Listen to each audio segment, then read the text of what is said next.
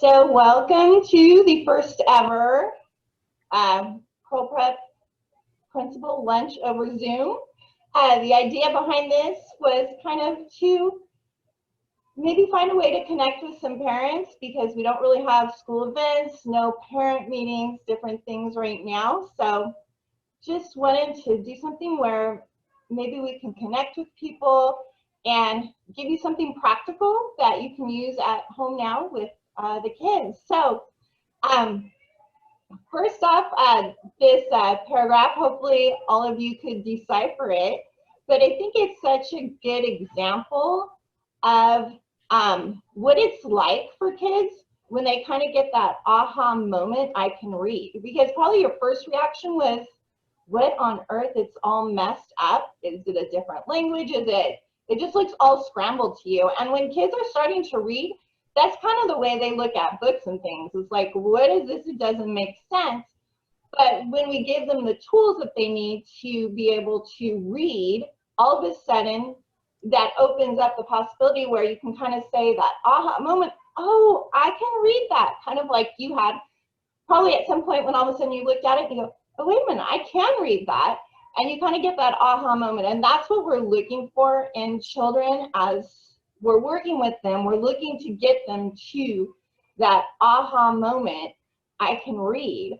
I remember as a fourth grade teacher, usually didn't happen typically at that point, but I once had a fourth grade student who was really struggling and came to my class, had not learned how to read yet, but we were able to get him help and support, and teach him phonics and things so that he could learn how to read. And by the time, one time we were going on a field trip about halfway through the school year, all of a sudden I was sitting next to him and he looks at me and he goes, oh, I just read that sign. And it was so funny to have that just moment where like he could look outside the car and read a sign, and he was just so shocked. And that aha moment was like, oh, well, I've got this. And getting that to the kids where they can take off, and it just opens so many more doors for them when they can read. That student ended up being an honor roll student the next year. So he was a quick learner once we gave him the tools to do it.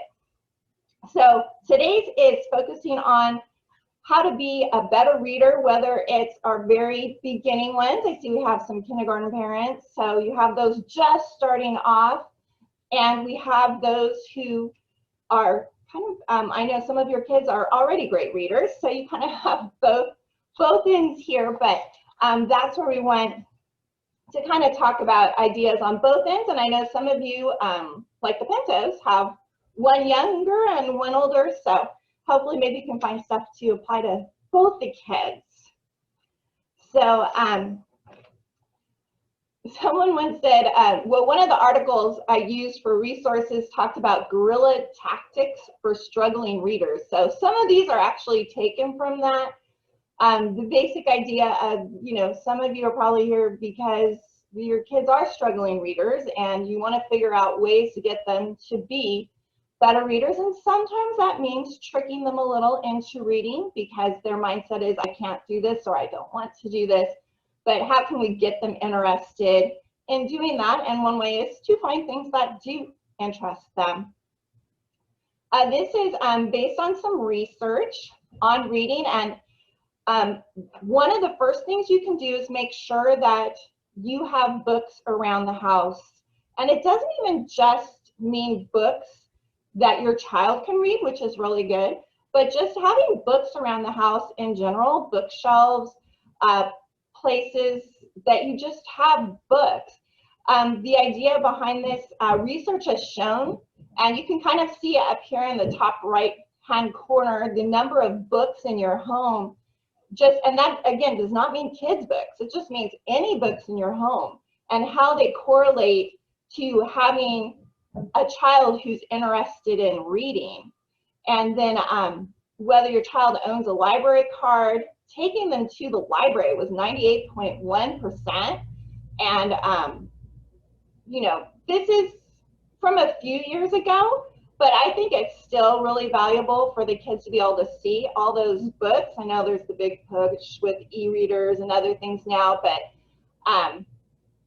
reading to your child daily, all these things that are so important to create good readers. And you can even look here on the grade 12 science scores. It's kind of interesting just by how many books they have in the house. And as I mentioned, used books and library books count as well. Don't have to go out and buy a whole bunch of new books. So it's a great way. Somebody suggested the idea too that you can take your child to the bookstore and give them some money to buy a book. It's exciting. I know here at Pearl, pretty much all the teachers have the Scholastic book orders that are pretty cheaply priced. And those kids who get the book orders are all excited that they get a new book. And sometimes they even have books that are just $1 or $2 on sale. And just getting a book that's theirs is really exciting for the kids. One of the things that I think is so valuable is reading aloud to your child. And a lot of times we think, oh, that's for our young ones, our kindergartners, our young students. But it's not just the young students. It can be older ones too. You're never really too old to enjoy reading with your child. So one of the earliest memories I have is when I started kindergarten. I had 3 siblings, so there were 4 of us, and 7:30 was our bedtime. My mom really did pull that off, not sure how, but I do remember it was very much written in stone that 7:30 was bedtime. But when I got to kindergarten and I started, because I was the oldest, she made a rule that I could stay up to 8 o'clock to read. And I remember, to me, that was such a big deal. It was so exciting. I got to stay up past my bedtime. Of course, the only thing we did was read, but it was such a valuable memory, and I think just a tool that you can use too. That's kind of was kind of a fun reward that I was the big kindergartner and I could stay up late and I could read. So I thought that was cool. And it was time that I spent with my mom. So I think that's always quality family time. Always big on reading a Bible story every night too. But you want to throw in those other books too that you can pull off the bookshelf. But going back to that idea that you're never too old, I think it's one of the big mistakes that parents make is they stop reading with their child when they can start reading themselves. And the fact that we become when a child can read, say maybe 2nd, 3rd grade by themselves, they can't quite read at the higher level that when you're reading to them that you can do. So it's much more of a challenge, and the interest level is a lot better when you can read a book that's a couple years above in reading level with your child. So you can see kind of a few of these ideas of how to go about creating that read aloud time. I suggest picking books that you loved as a child. Often those will be portrayed as fun ones with your kids. I kind of at dinner the other night asked both my kids what was the book they remembered that I read with them the most. So those were KJ and Jesse's choices there, the book that came to mind real quick. I have to admit, KJ's was actually the book that I picked that was most memorable that my mom read to me, one of the books I remember the most.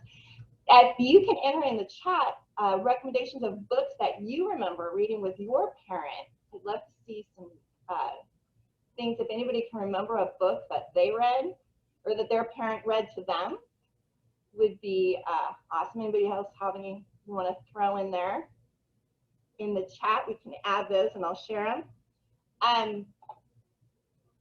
It's always one of the tricks I always use with reading aloud, whether as a teacher or with the students I was reading to, or whether to my own children, is to always stop at an exciting part.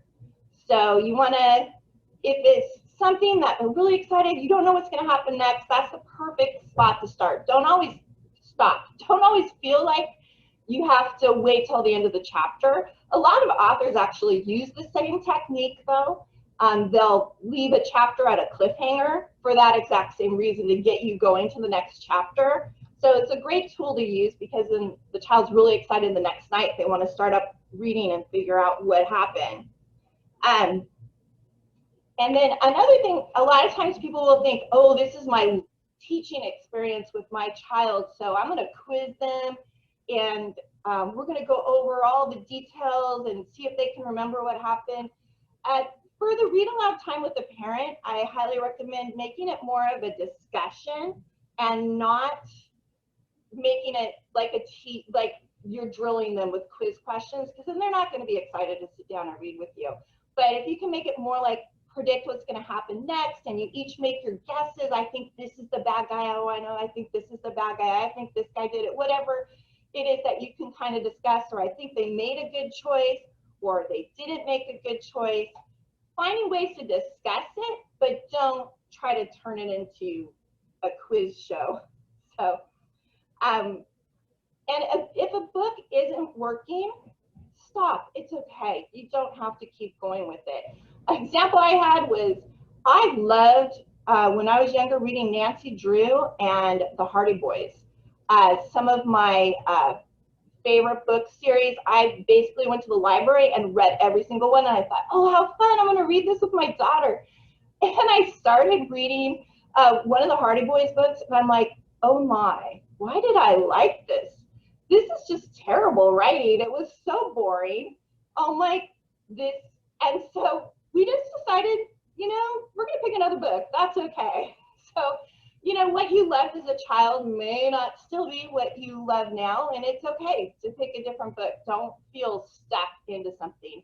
And if you feel you're really not comfortable with reading aloud, you know, it's okay to listen to a book together.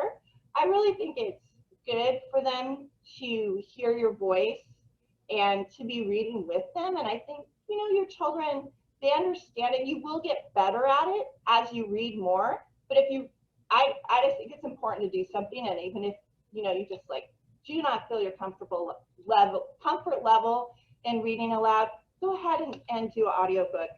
Just the quality time you're spending together with a book and following along together will be valuable.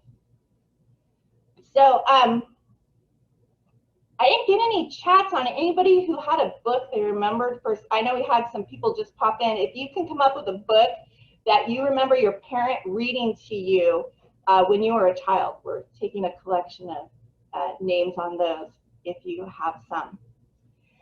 Okay, our reading theme for this year is Catch the Reading Bug. And the one thing I think is so important is the idea that research has proven the more your child reads, the better reader they will become. So here are some things and techniques that you can use kind of to get them reading. Make sure they see you reading. It's an important thing for them to be surrounded by people reading, and kind of that idea we talked about a little bit back here with bedtime at a certain time, except for if you stay up reading. You can use that idea with everybody in the family. We used to have quiet time on Sundays where pretty much everybody in the family just read. It was just a thing we did. And if you want to take a nap, that was okay. But if you were up, you were reading because it was all quiet time. So if you have a reluctant reader, one of the techniques that you want to use is when you ask them to read, don't, you know, let them get behind on their reading minutes for school and then send them to their room to go read for an hour. That technique's really not good. They're going to end up more staring at the book than anything. They're not really going to be reading. What you want to do is do it more often in short increments. One of the things they suggest as you kind of start the idea of silent reading by themselves is the idea that you start even at 5 minutes. Ask them to read for 5 minutes by themselves, and then the next night you could extend it a little bit, but slowly kind of extend it. But for our reluctant readers, I'd say pretty much keep it to 15 minutes increments. If you have to do some catch up on more minutes or other things, you can do 15 minutes earlier in the afternoon and 15 minutes later in the evening, or use the extra 15 minutes to do some aloud reading with them. But try not to do too much at one time. It doesn't mean that kids can't read for hours. I'm specifically talking here to our reluctant readers, the ones that just kind of tend to stare at the book and aren't really reading. One idea is to, kind of going on that idea, you can stay up if you're reading. bedtime, except for reading, and maybe even letting them have a flashlight in bed is kind of another technique to kind of create a reader because they don't want to sleep. So, well, the one thing you can do is read. So some will just gravitate towards that, even though they're kind of more stubborn maybe against it. One of the things I think a lot of people often forget about nonfiction books. These are really valuable, especially for the boys who can be really into famous athletes or into, my son, he was a reluctant reader when he was younger. He took off big time in 3rd grade, but before that, it was really painful to get him to read. But one thing I could do was hit the nonfiction section, and he was really into trucks and cars, still is.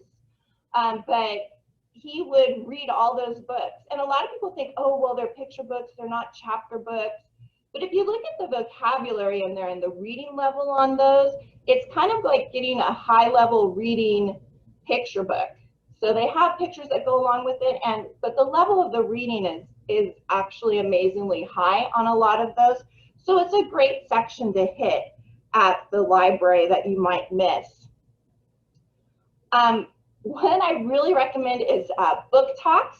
And the idea being that you read the same book as your child. Now, this is really more for a little older reader probably, but it makes for a great discussion. So this isn't really the read aloud idea we were talking about before, but this is the idea that you're going to read the same book that your child is reading. And for those of you with older children, this is a great one.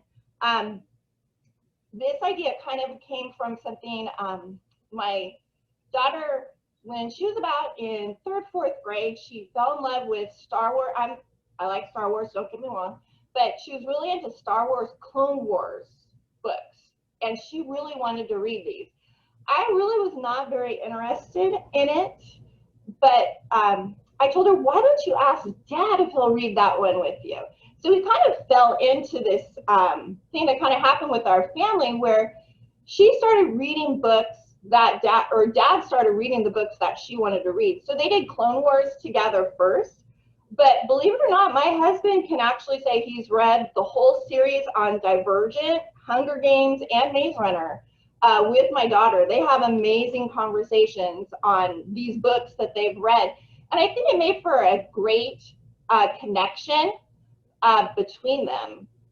By being able to share these books together. And it was something they did all the way through junior high and high school, and they still do it now. She'll read a book, Justice, Mercy, or Mercy, I forgot to write it down, but she just read that one, and he's reading it too, so they can have their book talk about their books. But that's definitely one that I recommend. And then a lot of times people, nowadays, we want to distract the kids on car rides, but don't forget you can distract them with books too. I know we don't want to read typically in cars. I've grown up in a car before reading, and I've had a kid do that too, not fun. So, but audiobooks, listening to those in the car can be a nice alternative to having those screens on car drives, and is a fun way of doing it. The book, one of the things that I think you can never over exaggerate is the importance of series and the value of having a good book series.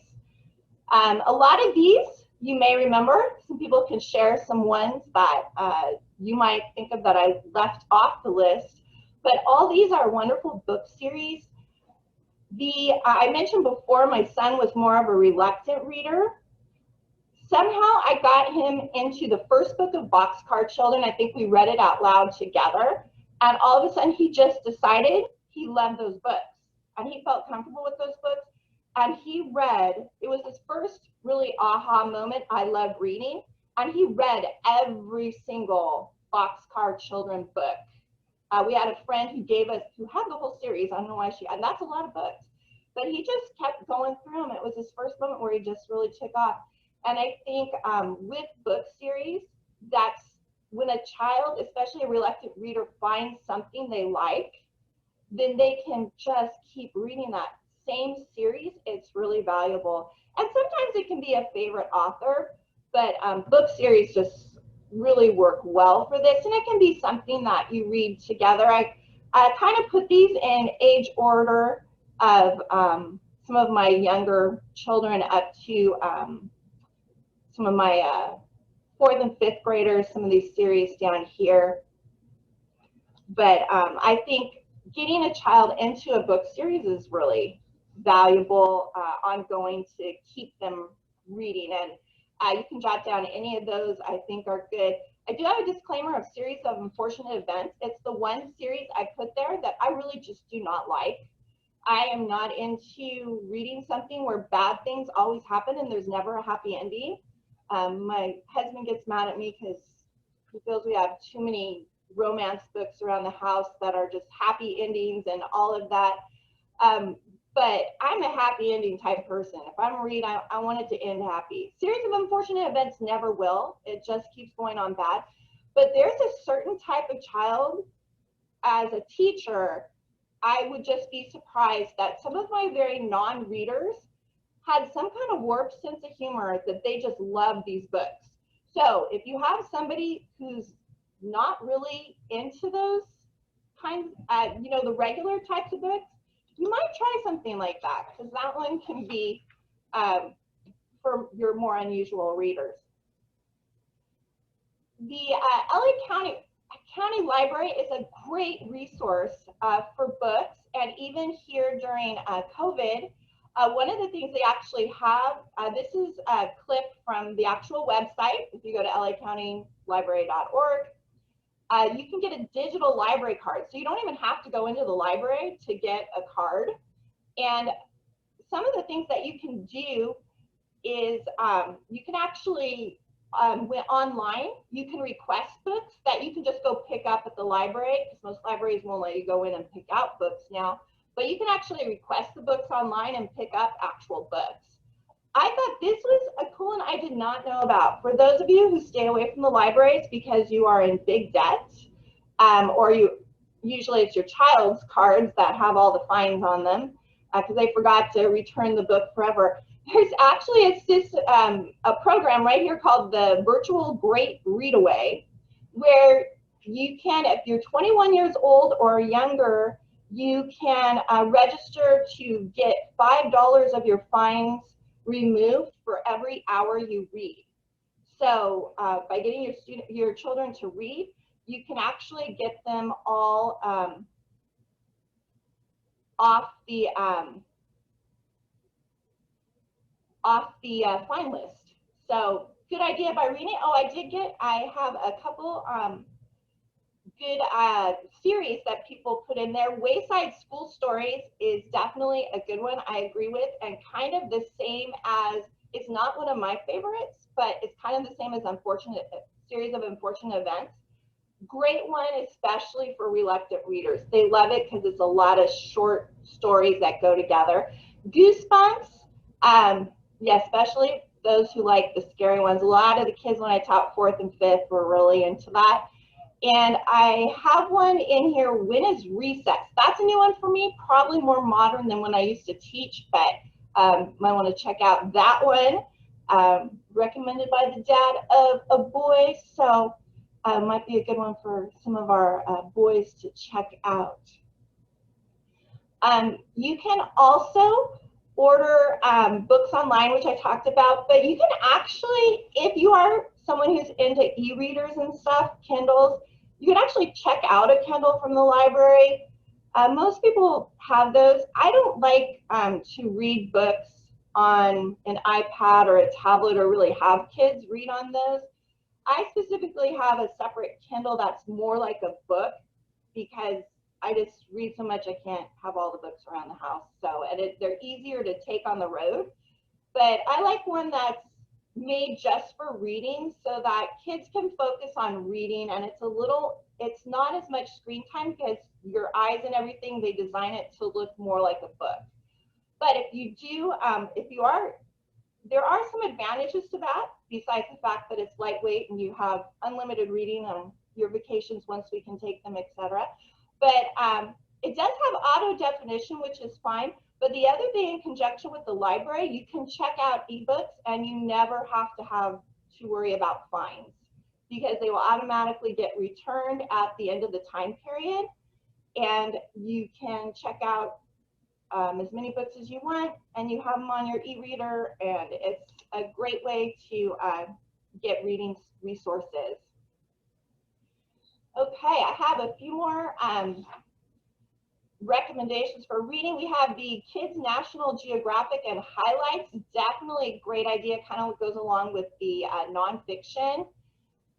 Great resources. In fact, a couple different people put the Kids National Geographic. My kids were into Ranger Rick, some of those animal magazines they have.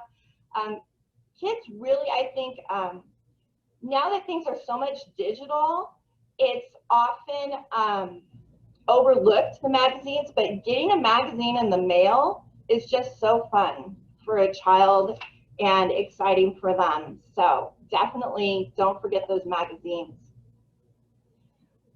I want to talk a second about reading comprehension. Once in kindergarten through second grade, reading is going to be focused more on decoding, learning the phonics, learning how to read. But when they get to third grade, it's kind of that transition year where after this point, now they have to learn by reading. So the focus isn't really on phonics or the skill decoding and things like that, but actually the idea of actually reading so that you can learn, reading a history book so that you can learn about history. Those types of science, you're reading the science magazines and things so you can learn about science.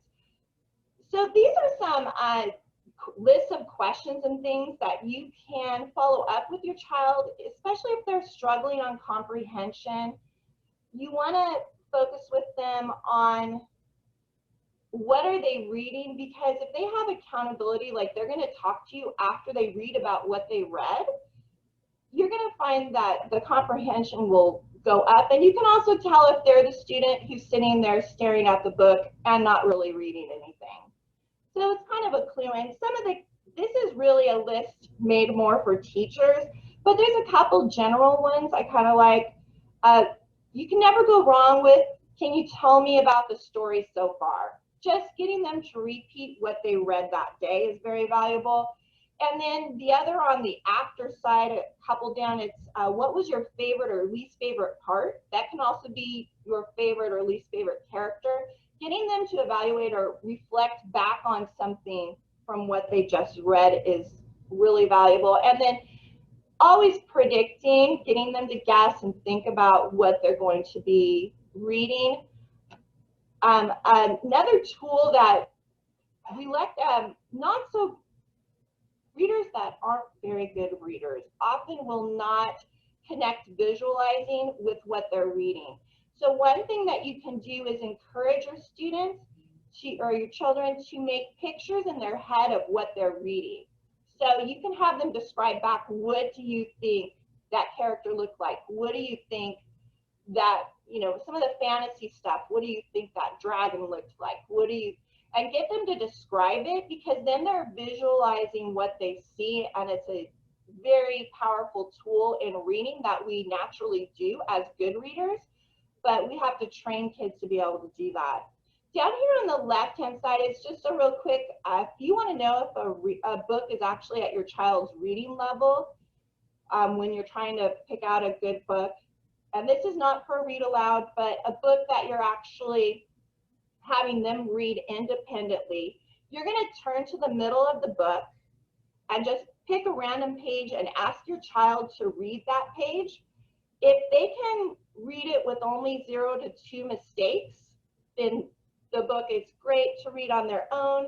If it's 3 to 5, it's a little bit of a challenge, but if they're missing more than 6 words, that's not a good independent reading book. They need a little more help. So it's just a nice tool to use. A couple other quick tools I'll finish up with. We have choral reading. If you have a struggling reader and you're kind of sitting side by side with your child working on reading, one thing that you can do is choral reading is actually you both read at the same time.